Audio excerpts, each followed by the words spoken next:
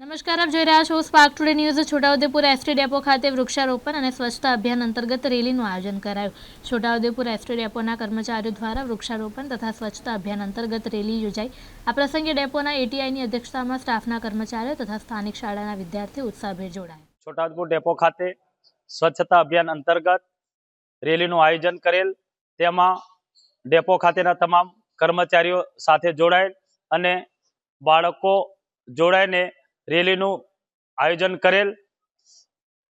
ત્યારબાદ વૃક્ષારોપણનું આયોજન કરેલ, તેમાં બધા કર્મચારીઓ સાથે મળીને વૃક્ષારોપણનું વ્યવસ્થિત રીતે આયોજન કરેલ અને સૌનો સાથ ગંદકીનો નાશ એ અંતર્ગત બધાએ મળીને ડેપો ખાતેની પ્રીમાઇસીસ તેમજ દરેક જગ્યાએ સ્વચ્છતા જળવાય એ અંતર્ગત પોતે જવાબદારી લઈને વ્યવસ્થિત સ્વચ્છતા નું કામ કરેલ।